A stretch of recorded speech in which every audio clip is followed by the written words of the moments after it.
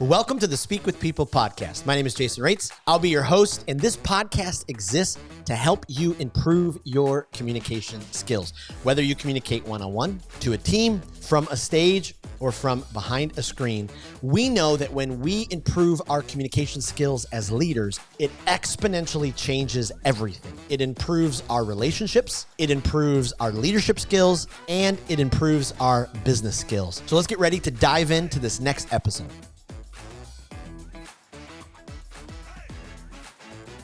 Well, Donald Miller likes to say that the human brain longs for story. So why do so many leaders and businesses not know their own story then? Why do we struggle with telling our story? Sometimes it's a struggle figuring out how to even figure out what our story is, and let alone, sharing it in a compelling way. And so I'm so excited today to sit down and interview just an incredible leader. Kabrina, she is a mastermind in marketing, great business strategy. I've already learned so much. Off camera, we were talking about just some of the system stuff that she has already taught me from afar. And I'm just so excited to interview her on this Speak with People podcast episode. Kabrina, welcome to the Speak with People podcast. Yeah, thanks for having me. I'm really excited to talk more about story and how you can start implementing it in a way that doesn't feel salesy or cheesy. I love it. I love it. Well, before we hop into all that, because I've got a million questions, I can't wait. Why don't you take some time and tell our listeners actually about your story, who you are, what you do, where you're from, all that good kind of stuff. Yeah, absolutely. So for those of you who are hearing from me for the first time, I am a single mom of 5, and I never thought that I would have a business in a million years. My dream job was to be the first female CEO of the Walt Disney Company, and I was on track to do it. I was an intern. I was training staff there. I was doing all the things that I thought that I was supposed to be doing in order for the career that I wanted.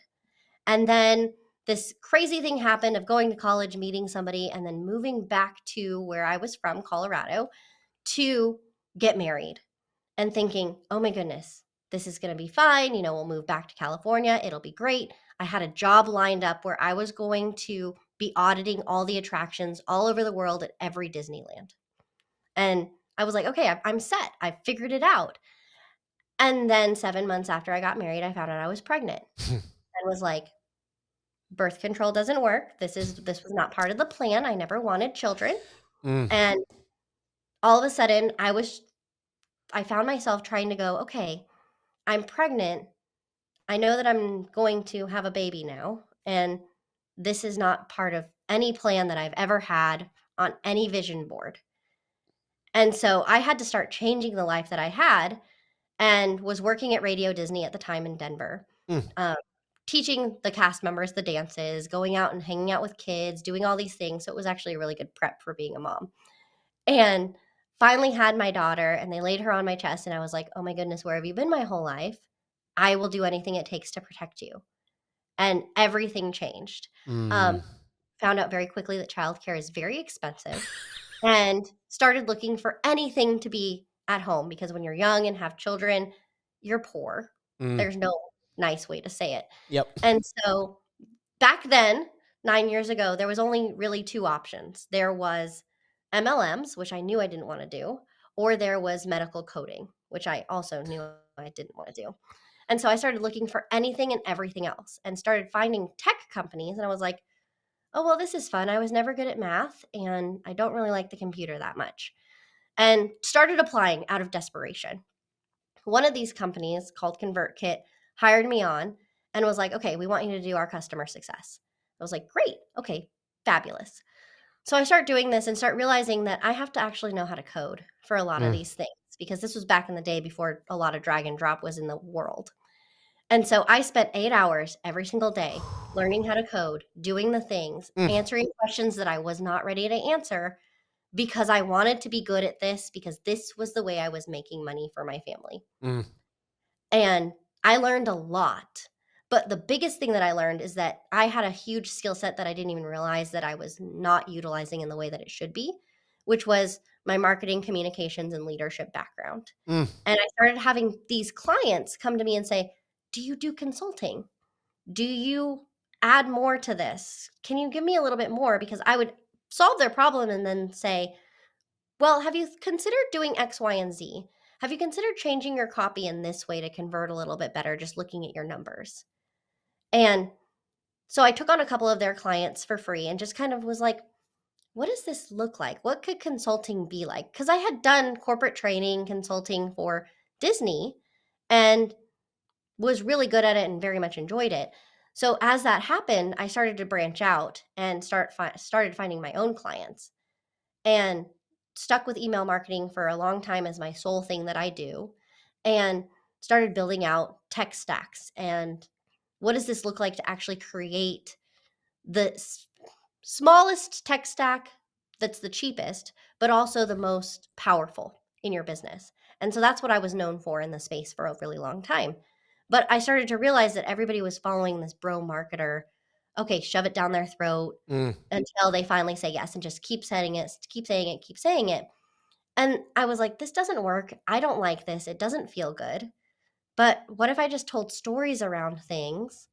And then I found this thing called attraction marketing. And I was like, oh, that makes so much more sense. And started teaching my clients, how do we tell stories around the things that we're doing so that people enjoy listening to us versus us shoving things down their throat like we're trying to sell them a lemon on a car lot, Yes. when really we're trying to sell them lemonade on a hot day because they need it. Wow. Wow. I love that. Let me back up a couple things because I got some flags going off and taking a couple of notes. So Absolutely. I contend since we're both parents of 5 children, which is, every once in a while I struggle with my friends who have 1 or 2, and they're like, I'm so busy. We're so overwhelmed. And I'm like, okay, I'm having grace, but 5 is crazy. I think parents of 5, our communication skills have to go through the roof because we have to learn how to communicate with so many different personalities in our own Yeah. house. Absolutely. And we have to stick together in this because it's one of those things where, as a parent of 5 and being a single parent, I don't have very much time in the day for really anything. And if I Right. want to do all the things, self-care, parenting, business, speaking on stages and podcasts, and all the things that I do on a daily basis, I have to be very organized, and I have to let the computer do more work for me than I'm doing on it. And that's what most people in our space get wrong, is they're like, well, what can I be doing to get out there, instead of saying, how can I batch this? How can I create this to where it's automated? How can this Yes. auto magically happen for me? And they're not looking at ways to get it off of their plate. They're looking for ways to hurriedly check it off their list. I'd rather have something else check it off my list and never have to think about it again, or only check on it every quarter. Mm. Yeah, that's huge. And that's one of the things I'm learning in our young business right now is just some of those principles and strategies and skills that, I've been able to work with. Let me go back to other part of your story with Mhm. Disney. So does Yeah. Disney have just this massive, robust internal corporate training system where every employee goes through courses and videos and in-person class? I mean, I'm just so fascinated by that. What is their internal training look like?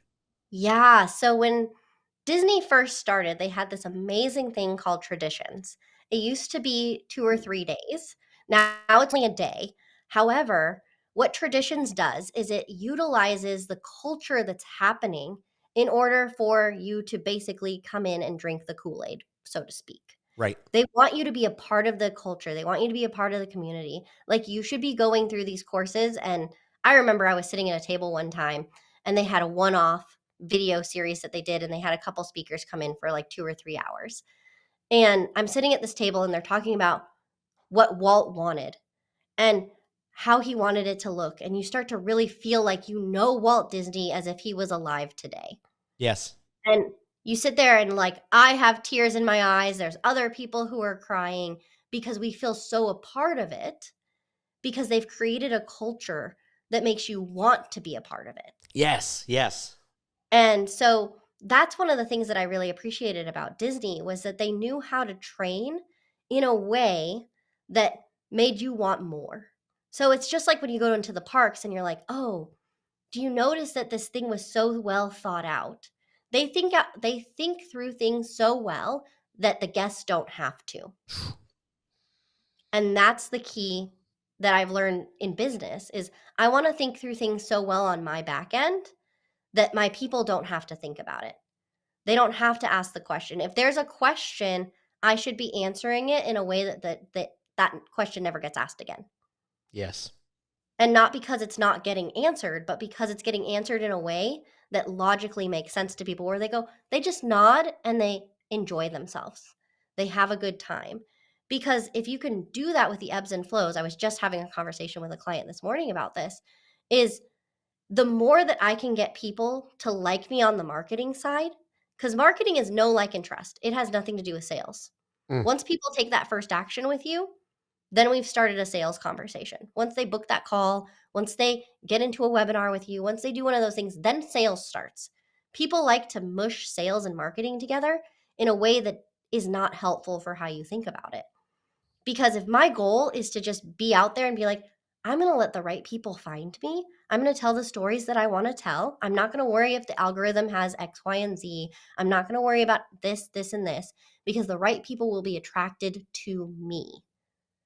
And just letting it happen, but being out there enough to let it happen. And I think this is where people get it wrong a lot of times is they're like, well, if people are going to find me, I'm just going to post once a week and people will find me. But that's not how it works. That's like calling your mom once a month and going, hey, I just want to let you know I'm still alive. Right. Instead of, hey, mom, I'd love to hear what's going on with you, and having a conversation and not just posting and running. It's posting and then answering all of those comments that people say. It's engaging with other people. It's if we want to have community, we can't just post a couple times and be like, well, they're going to find me. They'll figure it out when they're ready. If you're doing it right, they will. If you're putting stuff out there to where it's like, oh yeah, I really like what they said. I really like what they were talking about today. Oh, I never thought about it that way. That's when people start to go, I wonder what else they have. I wonder if I could work with them in another way. It's exactly like healthy dating. I think a lot of times we compare marketing to dating and we're thinking about it from the way that people do it wrong. But when we're thinking about a healthy dating relationship, if I'm seeing you every day at school or every day at work or every day at some activity or consistently at an activity, and I start going, I wonder about that person. They seem really fun.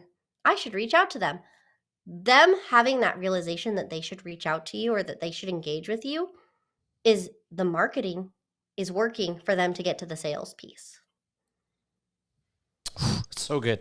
It's so good. I just because we're here and kind of ebb and flow with the conversation, as you talk about that posting and running, you know, I work with folks all the time, and you know, you're so right on. It's the thought process they have. If I just post something, everything will be fine. Could you give us maybe a few insights about how to post in a way that maybe helps draw people in, that they'll want to engage either with a like or a comment? Because I see a couple different people. Like there's sometimes I see people that are like so big and broad and vivacious, either a person who's their own brand or a company who's a brand, you know, but they'll post something and they'll be like, give us some love, hit the like button if you agree, or comment below if you love this. And then there's some people who, you know, they don't do any of that kind of stuff. And, you know, they're trying to tell their story. Give us some insight in there about, you know, how do we post so we can, you know, engage with people, but maybe not be, you know, cheesy, overboard, but not be under so nobody wants to engage. You know, help us with that balance. So you have to give people a reason that they want to engage. So there should always be a call to action on everything. Okay. It can be pound the like button if that's your personality. It can be like on LinkedIn, you can have if you're ready to engage, share this and, you know, like my profile and follow this hashtag so that you can see all of my posts on one page. That's something that you can do too. And figuring out, like, if you were at a party, think about any platform that you're on that you don't own. So social media, YouTube, any of that. This is somebody else's party. You're going to the party, you're making friends, and you're saying, hey, I'd love for you to come hang out at my party. Here's how you do that. Mm. This is the invitation to them. And the more that you can be detached from, some people are going to say yes, some people are going to say no. And thinking about it, like, if everybody came to your party right now, could your business even handle it? If you posted something and 1,000 people said, oh my goodness, yes, I need to work with you, could your business handle it? If you're cocky and your ego's getting in the way, you're probably going, of course I could. But in all reality, let's say that the only offer you have is one-on-one, which is what most people start with. Could you handle 1,000 one-on-one people right this second? You couldn't even take all those people if you worked 8 hours a day, Monday through Friday for the next month. Mm. So thinking about, everybody wants all these likes, all these things, but if I get 200 people to see a LinkedIn post, that's 200 people. And if that was a room of people, that's a big deal. So now I can start going, who saw that post? Who engaged on that post? Can I go and engage with them? So if I have 30 people who just engaged on a post that I posted this last week, I can go engage with all of those people now. And some of those people have been in my DMs. And so having the open conversation back and forth, because I have 30 people now, then I'll have another 30 people. Then maybe I'll have 60 people. Mm-hmm. And looking at it as, how am I asking people to take some kind of action? Maybe that is like, I just did a post of like, hey, just take this as your sign to take care of yourself. It didn't have anything to do with me. People still engaged because they had the feeling of, oh, you're right, I need to do that. Mm-hmm. So it didn't necessarily have to be the action of, hey, if you like this, comment below. But having an interesting enough conversation of like, hey, what do you think about this? Mm-hmm. How would you engage with this? Like, just as if you're having a regular conversation, I try and end my posts with, what would I say to somebody if I was having the same conversation with them and saying the same thing face to face? Mm. Because you're going to have different kinds of posts. You're going to have, hey, I just want to let you know about me. And here's something about me so that you can get to know me a little bit better. Here's something about the business. Here's how I help people. Here's a testimonial. These are different types of posts that we can write, and we can tell stories throughout all of these. Mm-hmm. And we can do it in a subtle enough way to where people don't even realize that we're doing it. I did it earlier where I just talked about this with a client this morning. That's me embedding that I work with clients on this. Mm-hmm. And so we can do that in our content in an easy way of putting the question that client asked and then Yep. talking about it and then how we solved the problem for them. Then Yep. people who are in that same situation can go, oh, they do this with other people, and now I've seen how they do it. Maybe that would work for me. That's beautiful and spectacular. Sorry, I get excited about this because Okay. you just modeled, what we hope to teach some listeners here. Like, you modeled telling the story of working with a client, and I just think, I'm on social media a lot. So many companies or people just don't tell those stories. Like, how do we help leaders, companies understand, how they can find those unique stories and then, tell them in that way? Mm-hmm. Well, and one of the most impactful things that I did early on in my career was I listened to a lot of podcasts. I listened to a lot of TED Talks. And anytime that somebody would say something where I'm like, oh my goodness, I want to be Mm. friends with them, or oh goodness, I would love to work with them, I would stop myself and go back and go, why did I say that? What made me, as somebody who's really hard to sell to, as a first child, as somebody who's super analytical, as somebody who doesn't necessarily like to spend money, I don't think any of us do, is what made me go, I need to know more about this Mm. person. Because then I can work backwards and think through the ideas that they had, the sentences that they did. What were they, short sentences? Were they long sentences? Were they telling me stories? Were they not? What made me feel connected to them in a way that I can then emulate and say, okay, if I feel connected to this person, there's some kind of energy exchange that's happening here that's equal. So now that we know that, how do I go ahead and do that in my own content? Because there's science behind this idea of energy exchange. It's kind of like when you meet that person who totally zaps you. That's what we call an energy vampire. Those are the people that we don't want to be. And most of the time in our content, that's what we're doing. Mm. Mm. Have you ever struggled with X, Y, and Z? People go, oh, nope, sorry. I don't want to listen to that. But if we say, a couple of years ago, I was really struggling with X, Y, and Z. Mm-hmm. But then I really started to think about the different ways that I could do A, B, and C. It's a lot more interesting to hear somebody tell their story around how they got there or how they got somebody else there than it is to go, oh, you have this problem? Would you like to admit that you have a problem to me so that I can help you? Because nobody wants to admit they have a problem. Right. Right. Right. They want to empathize with, okay, you've been there. It's happened to you. Okay, I can relate to you. Help us a little bit, because there's that line, right, from super cheesy, salesy, sales. Maybe we all have that picture, or where it's obvious we're, like, hey, help a brother out. There's just that cheesy line to where just that authentic, storytelling place.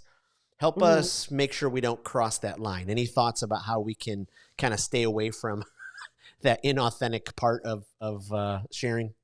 Yeah. So this is going to be, there is no ABC order that I can give you that's going to be like, here's the tips that you need to figure this out. Mm. It's going to totally be on a feeling. Okay. So, how I know that I'm being completely authentic is that I can feel it right here in my chest. If I know that it feels warm here, then I'm fine with whatever I say moving forward because I know whatever I'm going to say is going to be completely Kabrina. So, one of the ways to do this is to sit in a chair, stand up, put your shoulders up, and then pull your shoulder blades back because we want to become really big. We want to pull everything into ourselves because it's a personal power stance. Mm. So, if you're really into yoga, what you can do is you can stand with your feet hips width distance apart and then open up your fingers and put them down near your side and really, really big. There's a great scene in Ted Lasso, and I think it's in season 2, where Rebecca talks about her power stance. Yes. And so she gets into like this lion power stance where she gets really big before she walks into a room of men. And so that is something that has been taught for years, but nobody really takes it seriously because we see it in these little pockets where they're teaching us something, but they're not actually saying, hey, well, this is what you should do. Here's the ABC. But anytime that you can be really big, and it's that air of confidence. So, what they found in studies is that authenticity is actually the number one vibration that comes from people that attracts people to you. It's the highest vibration that attracts people to you. And so, it's called the Spain study. I can find the link so you can stick it in the show notes. But it's one of those things that it's 4 times more powerful than love. Wow. So think about how attracted you are to somebody when you fall in love with them. That's why you stop the scroll when you're like, oh my goodness, I love this person. And you start really thinking about who they are and their story and how you're connected to them. And I've got people that I follow where if they told me to buy something, I'm like, I'm on it because I trust you. And Right. I know that anything that you tell me is going to be fantastic. If you don't know who Elise Myers is, she's a phenomenal person to follow from the very beginning. I started following Elise Myers when she had like 100 or 200 followers, and now she has over 1 million. Very, very authentic human who struggles with anxiety and just gets on and goes, this is where I'm at. She writes little songs. She does little things. She's gotten so brave since getting on social media. And it's been really cool to watch her from as a parent, as a content creator, and all the things that she's gotten to do. I mean, she's met Pentatonic, she's done songs with them, she's met Megan Trainor. Wow. Like, the sky is the limit when it comes to this. Yeah. And so if there's somebody that you're like, oh my goodness, I would love to be X, Y, and Z. Like one of my big things on my list this year is to do some kind of content creation collaboration with Blippi. Mm. Which if you don't know who that is, it's a child's show that my children are obsessed with. But I love Blippi for many, many reasons. He makes way more money than all of us combined that are listening. So if you think that this is silly, you should probably go watch some of his videos and how he started. But it's seeing those people and going, okay, what do I want to do? How many degrees of separation am I from them? And then basically working it backwards, kind of like I did when I was working at Disney of like, here's the things that I need to do in order to have the career that I want. Yeah. We're just doing the same thing in content creation world, but we're all the same. We're all human. We're all doing these things. And as long as you can come up to people and be human with them versus asking for something first, that's going to make all the difference. Whether that's a client or whether that's doing some big collab with some big person or getting ready to ask for a favor from somebody who is in a better position than you currently. Wow. Wow. I love that. The thing that's really fascinating, and I'd love for you to speak into it because you are in what I like to call the fog of parenting. Your kids are, younger, and I'm on the other end, but we both have kids in the Gen Z category, even maybe some younger millennials, but they can flush out lying, dishonesty, unauthentic people. I think that generation can flush it out faster than any other generation. Because I think maybe my generation, Gen X, we tried to be so, unique, our own, but it was still kind of professional, toe that professional line. And what you're talking about is so true because now people are just drawn to that realness. So how can we balance that realness from not, trying too hard, but then being the authentic self. So maybe we can reach across the generations. Yeah, I love that you're talking about generations because it's one of my favorite topics. Um, if you want to know how to sell to people, understanding their background and where they came from and the stereotypes behind them is very, very helpful because Mm, not everybody's going to fall into a stereotype, but they're going to fall into something. Everybody can be bucketed somehow. That's why personality tests work.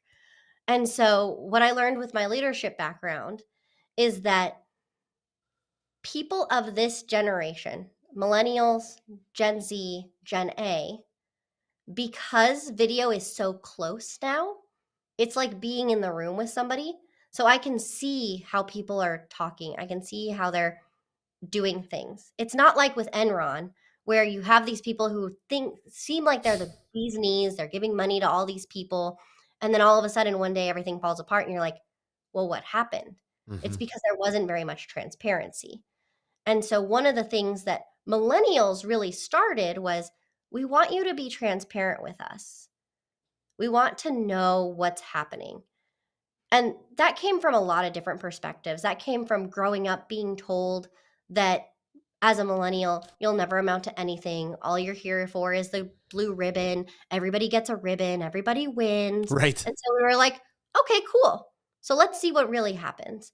And that kind of put this edge into how do we be transparent? But it also gave a lot of people within my generation the okay, fine, I'll show you. Mm. I've got this. I'll prove you wrong. And so most of the people that I know in my generation are like, of course I'm doing amazing things. I'm doing all these cool things because I had to prove my parents wrong. I had to prove my grandparents wrong. I had to prove the teachers wrong because I'm not just a nobody. Right. And that's why we see more people within the millennial generation being content creators because they're like, I want to be seen, I want to be heard because it's the two things that we did not get as a generation. Wow. We were pushed to the side and told you'll never be anything. So nobody's ever going to listen to you. But this is also the generation that some of the biggest tech startups have come from. This is a generation that is running the world currently. And so Gen Z, because they were being parented half by Gen X and half by millennials. And so we've got our Zennials, which is kind of the in between. And then Gen X was totally unseen. They were very, very quiet generation. Hmm. They had their kind of things that they did, but they went to work and they came home. We had a lot of latchkey kids in that generation. So they were used to doing things on their own, making things work, going to work, come home, that's it. And so millennials were like, well, I don't want to do that. I don't want to have the same kind of life that is. I want to have adventures. I want to do all these cool things. And then Gen Z has taken that and gone, well, then why am I spending all this money on college that Right. is never going to pay back what it is? Right. I'm a big believer in college if you want to be a doctor or a lawyer or something that has to have a lot of education behind it in order to do the job. If you want to be in marketing, you want to be a pastor, you want to be a public speaker, you want to do any of those things, don't go to college. Go do the thing because you're going to learn a lot more doing it Mm, than you are in college because colleges will always be 2 years behind. Mike Michalowicz talks about this in a lot of his books, is that people are spending all of this money and colleges cannot keep up fast enough because there's too much red tape to write a book that is happening right now, get it approved by administration, and get it into the hands of students. And so we're already hurting them. So now Gen Z is like, well, I'm just going to start my own business. And so we're starting to see this. I'm going to college to create a widget, which is what boomers and Gen X went to college for, and which was working. Is I can go, I can learn something, I can go and make a widget, and I can make a good living doing that. When millennials got into the workforce, 2008 happened, mm, and everything fell apart. And that was the start of the information age. So we went from this is an industrial revolution into now we're in an information age where we're starting to value knowledge over being able to do a skill. And school doesn't teach you that to this day. They right. teach you a skill. They do not teach you how to think for yourself. And Right. so now we have to work backwards and teach ourselves all these things. And that's why a lot of people are homeschooling. I think the pandemic made it to where people were like, this is what you're learning at school? This is all you have to do? Right. Why are you there for 8 hours? Right. And so then being okay, well, what does this mean moving forward for you as Gen Z and for my kids, Gen A? And what are the possibilities for them? And letting kids decide what the possibilities are moving forward and how to talk to those people in a way of like, hey, yeah, I made the mistakes. We did go to college. We did these things. We thought that this was going to work. We saw the transitions. We've seen everything fall apart. So there's a distrust in big structure. So organizations have to get past the how do we get people to trust us in order to be a good organization? Because I think that there's enough space for both corporate to work well and for entrepreneurs to work well, and for there to be a space in between where we all work together. Mm, mm. Oh, I love that. I love that. As we kind of turn the corner, wrap up our conversation, I wanted to see if you could speak into a second to just maybe some conversion ideas. But before I did that, I was thinking as you were talking, I mean, just writing these notes, I can remember 15 years ago telling my 21-year-old son who just adored video games. And and shame on me for saying it, but I said, "There's no future in this," you know. And now, I mean, there are professional video game players now. I mean, obviously there are professional engineers who design them, but I mean, there are 22-year-olds who, I mean, we've got one down the street who his full-time job is playing video games. He's on a team. You know, it's just amazing what you talked about with these generations is just killer and so much insight. So thank you. When it comes to all of this, I just for my business owner friends who are listening, as they're trying to figure out, okay, I got the story, I've got these products. Maybe Yeah. speak for a second about some conversion skills or practices. Some of the best practices that are out there, just to help. As we kind of take some of these stories and tell them, and then try to get them to kind of follow through. hmm Yeah. So it's taking the story that you have, and the first thing you're going to want to do is create a story library. So something happens. Your kid has a blowout and you have to solve it. And you're like, okay, this is a story. And then putting it into a spreadsheet of here's the story. What does this mean? and I always ask myself, this is just like. So my kid has a blowout. This is just like when you send the wrong email or you forget to put in the first name, the correct code for the first name. And Yep. I mean, you literally could send an email that just says shit happens. And so talking about those kinds of things of, okay, this happened. This is a story I would tell at a cocktail party. This is a story I would tell to my friends on the phone. If your inclination is to call your best friend and go, oh my God, do you know what just happened? My inclination is to go, okay, I should write that one down, Mm. say, this is just like, put it in my spreadsheet, and then call my best friend. Because while I'm talking about it with my best friend, I'm probably going to come up with the reason of this is just like. Yep. And the more that you can train yourself to do that, the easier it is to create the story in the first place Mm. that says, this is what it's like. The next step after that is to go, okay, well, it's just like this. Now, how do I fix that for people? What's my secret sauce? And so then that can be, scheduling things ahead of time because there should never be an emergency in marketing, which is one of my Mm. core beliefs. And Mm. so if I know that I want to talk about that, then I can go, okay, if there should never be an emergency in marketing, I always know that there's an extra set of clothes in the baby bag, just in case. So if I schedule everything ahead of time, then fantastic. But the even better part that I can talk about is that everybody's human, everybody's going to make mistakes, and everyone loves to open, oops, I screwed up emails. They convert really, really well. Don't do this as a strategy all the time because I do know people that do that. And it's, that whole authenticity thing we were just talking about?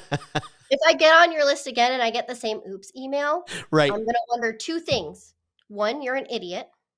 Or two, you've pre-scheduled an oops email. Yeah. Either way, I probably am not going to want to work with you. Right.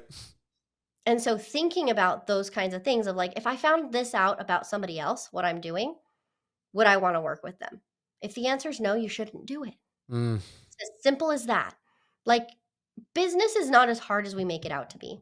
It's, if I'm a good person, I will work with good people. If I won't put up with this, and having boundaries, if somebody says something to you, then you say, okay, do I accept that kind of behavior in my life? If the answer is no, then we do something about it. So, for example, I was in a community group and somebody disliked the fact that there was what they consider rich people moving to Nashville because in their minds, people with businesses are rich people. We know, being on the other side of that, that is not always the case. Right. However, I was like, okay, cool. I don't accept this energy. This is a boundary for me. So I just blocked the person. Mm. You can do other things with that kind of information. There was a girl who went on America's Got Talent, and she took all of her bad comments that she got on YouTube and made them into a song. Yeah, that was awesome. And so that's something that you can do too, is like taking that and saying, cool, this is what you're telling me. This is what I will not accept. Because whatever you're doing in marketing is teaching people how to treat you. When I send emails to you, when I get on social media and post, when I engage with other people, I am training people by my actions on how they should treat me. So if I tell stories and then a bunch of people post comments, I never engage with them, I'm teaching them that I will not engage with them. Why should they buy from me? So converting, when it comes to this, is several fold of how am I training people how to treat me, but then also how am I telling stories that then relate back to their everyday life? Because if somebody goes, oh yeah, I've definitely had that blowout moment, even if it was years ago, they're still going, yeah, I've been there. Right. I remember that. Right. Or if, your kid scrapes their knee or you're at a party and somebody says something, taking all these little moments that I would then retell to my best friend and finding ways to talk about them. Or if I go and I see something, like I was at a line dancing thing the other night, And there was a giant Barbie box that no one was touching, but it had a giant pink guitar. And I was like, I can't not take a picture in this. And so seeing different things and really looking for content. And so this is what I call flaneur. The idea behind flaneur is letting the city guide you. Mm. And so I let experiences where I am guide me. And then I go, oh, this is a really interesting story. So now I can tell a story about getting into the Barbie box, but I can also tell it from the fact that nobody was getting into it. Mm. And what does that feel like when you're the only person who's getting out there and doing the scary thing and asking somebody to come along with you? Because I had to ask somebody to take a picture of me. And so thinking about how I can relate those experiences and go, oh, this is the same feeling. So thinking about the feelings that you have in business and the feelings that your clients are telling you about, and then finding experiences that have those same feelings and talking about them again. Because we buy with feelings. So if that's the case, feelings are going to be what convert. Mm. So I want to make sure that there's a CTA and everything, a call to action. Yep. I want to make sure that I'm telling stories that my audience can relate to. And I have a broad audience as far as parents and non-parents. So I tell a lot of different kinds of stories Mm-hmm. with both my kids and without. And then I want to make sure that I'm hitting on the feeling that's happening in the business side. So I can, when I say this is just like, I can draw across the experience, but then I can draw across the feeling too. Because the more connections we can make from story A to story B, the easier it's going to be for people to go, oh, light bulb, because we've just created a bunch of synapses in their brain from something that had nothing to do with this to now something that has to do with it. So you better bet the next time that baby has a blowout, they're going to think about you. Right. Ah, I love that. I love that. Well, Kabrina, I've literally taken pages of notes. This has been so incredibly helpful, so much richness and wisdom. Before I let you go, let me ask you a couple rapid fire questions. Help our listeners. Is there a speaker? We talk a lot about communication on this channel, whether it's one-on-one, to a team, from a stage, or from a screen. Is there a speaker that just captivates you in such a way that you watch everything that they put out? Yeah, I think that I have two that are at the top of my list, and that's James Wedmore and Mike Michalowicz. The reason that I love James is because he's when you talk about authenticity, James is the poster child for it. He's very fun and exciting, and he talks about everything that's going on in his life. I love Mike Michalowicz because he's very funny, and he takes business and goes, I know that this sometimes sucks, but let me tell you how to do other things. Like in his book, Pumpkin Plan, where he says, we're going to build the biggest pumpkin, and we're going to duplicate those kinds of clients, and we're going to kill off everybody else. And you're like, man, that's morbid, but that's exactly what I want to do in my business. Right. On the same end, is there a podcast that's either a development or guilty pleasure that you just love? Like you highly recommend it, you love it for you, you think others would love it? Yeah. So again, there's two. James Wedmore has Mind Your Business. And then Brandon Lucero has a great podcast on messaging and how to message yourself better. Mm. Wow, I'll have to check that out. And then a book. Is there a book you think every leader should read that you're like, oof, this is one you have to have if you're trapped in a desert island? Oh yeah. If you're trapped on a desert island, I don't think that you necessarily need to read Fans First by Jesse Cole, because I don't know how you're making fans, but that is a very intriguing book Yes. about how to create fans, how to be in your community, and how to create community in a way that just elevates you, but also elevates the community. Mm-hmm. Because most people don't know who Jesse Cole is. They're like, oh, the Savannah Bananas. Yep. And then I say Jesse Cole, and they're like, who? And I'm like, the owner. Because I'm a fan of him. Mm-hmm. I expect everybody else to be. But because of the way that he's built his community, he's made it more about what he's building than about him. Mm-hmm. And I think we can say the same thing. If Taylor Swift had a book, she would be the person that I would suggest. But if we're thinking about community building, thinking about Taylor Swift, and then we have these Swifties who then have created their own things and Right. become this big, giant, almost word of the year this past year Right. for the Oxford Dictionary. Yeah. Oh, it's crazy. Well, thank you for that.